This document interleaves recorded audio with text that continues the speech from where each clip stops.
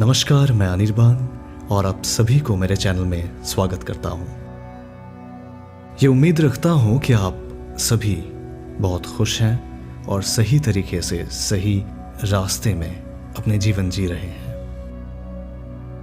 क्योंकि आज सुबह जब मैं उठा उसके थोड़ी देर बाद जब न्यूज़पेपर पढ़ने के लिए गया, न्यूज़पेपर पढ़ रहा था, फिर से वही न्यूज़, वही खबरें, वही इंसानियत ख़त्म होने की खबरें। जैसे मणिपुर में जो घटना घटी, जैसे हरियाणा में चल रहा है, जैसे कि यूक्रेन और रशिया में अभी तक जो चल रहा है, जैसे इंडिया और पाकिस्तान के बीच में हो रहा है, जैसे चाइना इंडिया के बीच में हो रहा है, या फिर और भी बहुत सारे देशों में चल रहे हैं। इससे यही लगता है कि हम इंसान तो हैं, लेकिन क्या सच में वो इंसानियत अभी भी हमारे दिल में है?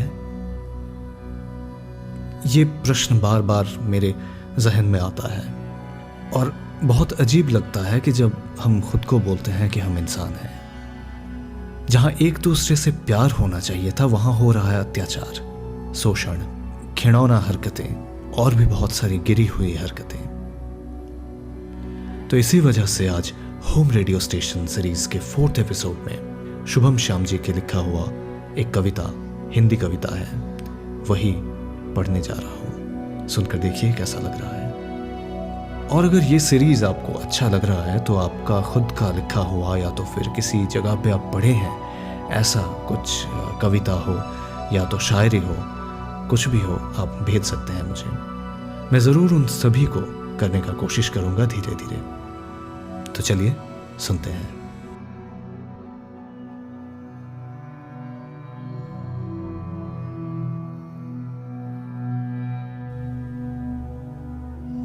ना नर में कोई राम बचा, नारी में ना कोई सीता है, ना धरा बचाने की खातिर विष कोई शंकर पीता है। ना नर में कोई राम बचा, नारी में ना कोई सीता है, ना धरा बचाने की खातिर विष कोई शंकर पीता है। ना श्री कृष्ण सा धर्म अधर्म का किसी में ज्ञान बचा है, ना हरिश्चंद्र सा सत्य किसी के अंदर रचा बसा है। ना गौतम बुद्ध सा धैर्य बचा, ना नानक जी सा परम त्याग। ना गौतम बुद्ध सा धैर्य बचा, ना नानक जी सा परम त्याग। बस नाच रही है नर के भीतर प्रतिशोध की कुटिले आग। फिर बोलो कि उस स्वर्णिम युग का क्या अंश बाकी तुम में, फिर बोलो कि उस स्वर्णिम युग का क्या अंश बाकी तुम में, कि किसकी धुनी में रमकर तुम फूले नहीं समाते हो, तुम स्वयं को श्रेष्ठ बताते हो।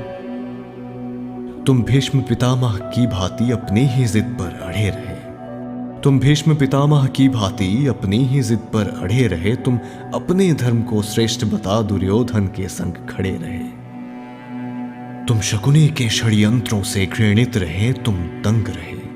तुम कर्ण के जैसे होकर भी दुर्योधन दल के संग रहे। एक दुर्योधन फिर सत्ता के लिए युद्ध में जाता है, कुछ धर्मांधों के अंदर फिर थोड़ा धर्म जगाता है। एक दुर्योधन फिर सत्ता के लिए युद्ध में जाता है, कुछ धर्मांधों के अंदर फिर थोड़ा धर्म जगाता है। फिर धर्म की चिल्लम में नफरत की चिंगारी से आग लगाकर चरस का धुआं फूंक फूंक मतवाले हो जाते हो। फिर धर्म की चिल्लम में नफरत की चिंगारी से आग लगाकर चरस का धुआं फूंक फूंक मतवाले हो जाते हो। तुम स्वयं को श्रेष्ठ बताते हो, तुम स्वयं को श्रेष्ठ बताते हो।